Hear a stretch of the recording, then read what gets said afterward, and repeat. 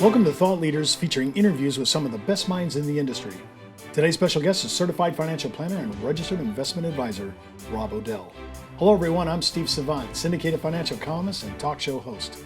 In this segment, we're talking about private family foundations, all from Rob's popular Mind Map seminar series. And I have to say, when I think of a private, and you said this last year, I remember when we talked about this, and the first thing you came out of the mouth was, they may not be that private. And I was like, I thought that was the whole point. There's nothing private in the Private Family Foundation. We're going to talk about them and go into detail. You need to know about them. I can't say I'm a huge fan of them for the average person out there. And we'll talk about donor advised. But they have their place. They definitely have their place more in the upper affluent markets than the middle class or upper middle class. But this is all in the public domain though, right? I mean, you can't do anything behind the scenes. That's why I thought it was a euphemism. Oh, it's private, but it's public. Well, someone tells me I have a friend who told me he had a private foundation. I can easily go and pull the 990. Now that's a tax form you have to file on that. I can say I will know where the money comes from, how the money's basically invested, and where they're making gifts to. That's anyone can do that. That's very public information here. But let's start with the benefits, the positive things there of a private foundation. Number one thing I think of is control. It allows the family who's setting up, usually a higher net worth, upper income family setting this up, control over the function of that charitable organization.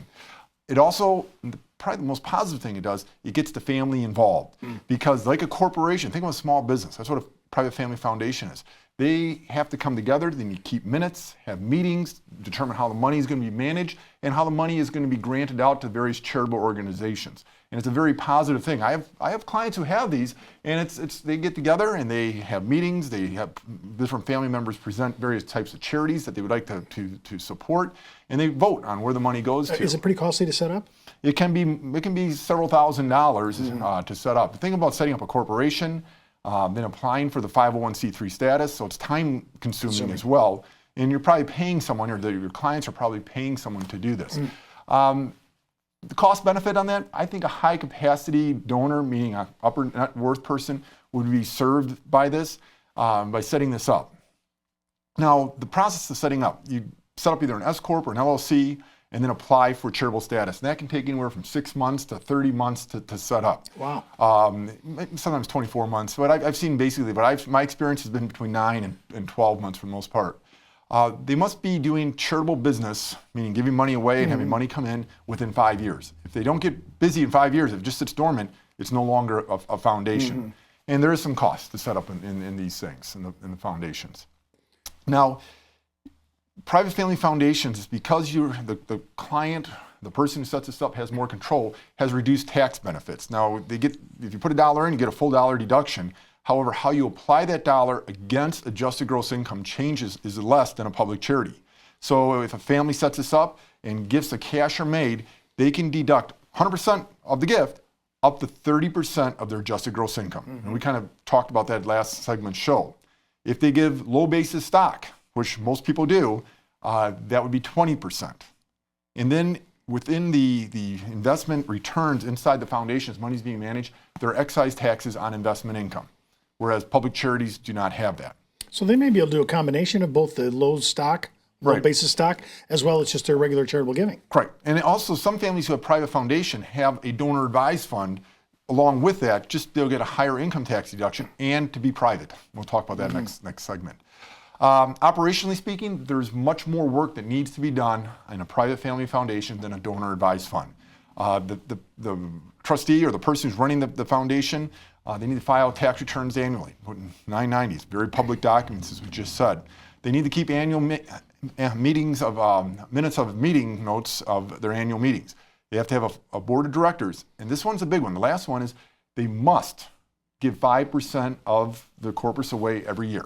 Now, most families do, but they must do that. That's kind of like a required minimum distribution, if you will. So the disadvantages of a private family foundation is that it's very public information, it's costly, it's kind of high maintenance to keep them up, and people I know have them usually have a third-party administrator doing that. and the tax benefits are not as great as a donor advised fund, which we'll talk about in the next segment. Okay, but that being said, why would I do it then? What does this have as an advantage? Control and forcing the family to get together to have that meeting to talk about money management and talk about how they're going to grant it out. And let me say one last thing about the family getting together. Often we're working with clients who are affluent. There's a struggle between the generations over that wealth. You have the wealth creators, usually the parents, and you have the kids who are going to be the wealth users, and it's their money, his money, her money, their money, our money. What the foundation does, if you put it together and you bring a family together where you might have competing siblings there, and they're actually talking about how they can grow this wealth for the greater good, greater cause, it keeps families together. And it's a very nice way to give families have a better harmony rate with this than not. I would imagine that if it was a private family foundation, I could also employ my children if I wanted or any of that. Yeah, there's some litmus tests for that, but they can draw income off this. So that's another good advantage there.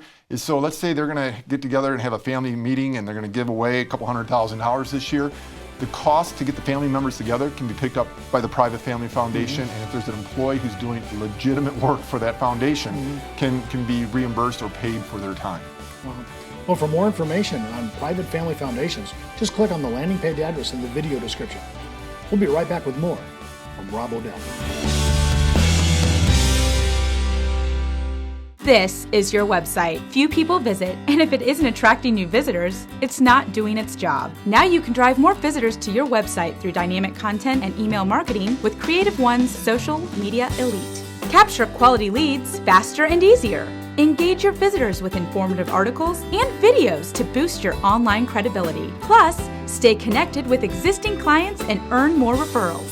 All content is customized for you. It's time to introduce your website to the world. Call your CreativeOne sales team at 800-992-2642 or visit us online at creativeone.com. In this segment, we're talking about donor-advised funds, all from Rob's popular Mind Map seminar series. Well, we talked in the last session, private family foundations. This is a completely different way to go, and I think if I'm hearing you, you kind of favor this way a little bit more. I do. I'm biased towards donor-advised funds, though there's a place for private family foundations, as we mentioned last time. I think why I like the donor-advised funds, it's easy to explain, it's simple to set up, and advisors can bring this to their clients right now and differentiate themselves from other advisors and show them how to do it, and there's a lower bar of entry. So as the clock is ticking in December now, we could still do some of these things. And cost of this? Zero to set up. Zero to set up. And they're easy and they're accessible. So you can go, you can go out and you find various types of offerings of donor advised funds, but typically you can go to local community foundations, which most advisors do not, because the community foundations usually want to control the assets. You can go to Fidelity, Charles Schwab. I mean, the third largest charity in the United States is Fidelity Investments and their gift fund that they have. Again, donors or the advisors usually are not allowed to participate in the money management until they get to a certain threshold, like $250,000. I prefer to work with the independent foundations community foundations that are out there. I am biased. There's a group out of Hudson, Ohio. The American Endowment Foundation is someone where you can enter at $10,000. And the advisor can stay involved in the entire process. So I'm biased towards this. It's easy to set up, as we said, administratively. They do all the work, the community foundation, the donor advised fund. There's greater tax benefits. They get the same tax benefits that we talked about 2 shows ago as a public charity, and it's private. So I have a donor advised fund. Most of my clients have it. And if I want to give to a charity and be anonymous, I can do that because I can make grants and they have no idea whose fund it is other than it's coming from the American Endowment Foundation. Okay, so just to be clear. So when I'm setting up, when I'm doing this, I have no real cost to set this up. Right. It can happen immediately. I don't have to wait like in the private foundation. We could be there for 6 months to 2 years. Immediate. Yeah. This is immediate. And this can be done still with time ticking for this year. Oh, absolutely it can. Let me give you an example, kind of a picture, usually paints 1,000 words here. What you have here, this is how I explain it to a client. I use this graphic, I devise this, there's nothing magic about it, but I say, consider it like a charitable mutual fund, if you will. You give money here during your lifetime. When you go in, you get immediate deduction. So let's say you have a client who's had a good tax income year, a big income year, and you're trying to find ways for them to get deductions. In fact, I have a client right now who's retiring at the end of the year. This year he has high income. Years 2016 and beyond, he'll be in the 15, 25% bracket. We're paying 10 years of charitable donations ahead right now using low basis stock, getting the deduction. We can use it this year, sell it, no capital gains, put it into an investment program, and then over the next 10 years, both he and his wife will be giving out to their church charities, and they decide where it goes. And it can be done on an anonymous basis. So could your church that you go to be part of this even if they're not already in it? The church can be a beneficiary. It could be, so what happens is grants are coming right out here. So they go online and sets it up so that $1,500 a quarter, whatever that is, goes to the church, goes to American Cancer. So it's private. I can direct where it's going to go. I think this is a pretty good deal.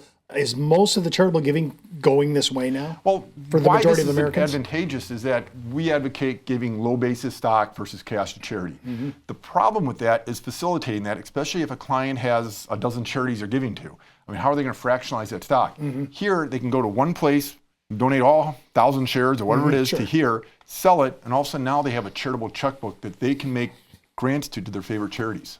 Okay, so this is a great way, low cost entry, and you could do it still with the end of the year. Right. Most communities have these already set up, ready to go. Right. So if I do this, is there any caps? Like on the private foundation, we had $100,000 per person cap. Any caps over here?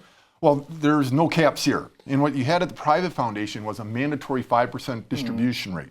Here, it does not exist. Now, they've talked about putting that into legislation, but to date, it has not happened, and I don't see it happening anytime soon.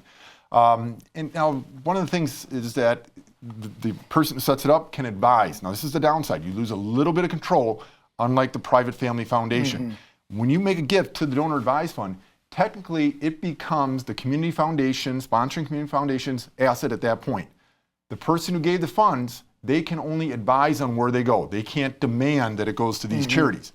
However, most community foundations want to be in business for a long time. The minute that they decline to make a grant, chances are advisors and others will take their clients to other community foundations. Okay, so really, there's a really good way. You can still direct. You can only advise. You can only suggest, but most of them are going to play ball. Correct. Okay, so in your end of the year planning, is this part of the? Not only are we looking for deductions, exemptions, tax credits, but are we looking at this area as another tactic? Absolutely we are. This is a very big thing we're doing this time of year. We're sitting down with clients, looking at their income taxes, engineering that income tax return, and seeing if there's an opportunity, especially for our clients who are charitably inclined, to maximize their income tax planning. And this will save them on their income taxes by doing this. Another thing it does, Steve, if advisors learn to master the donor advised fund program, you can bring it to a client and show them, here's what you can do by giving stock to a donor advised fund instead of writing cash to the charity, because after tax cash is king. You differentiate yourself from other advisors. And this is how we picked up many clients over the years, by just showing them something as simple as this. Well, for more information on donor advised funds, just click on the landing page address in the video description. And for more information on all our shows, seminars, and workshops, just go ahead and follow us out on social media or visit our website. I'm Steve Ssavant. We'll see you next time on Thought Leaders. And remember, keep thinking outside the box.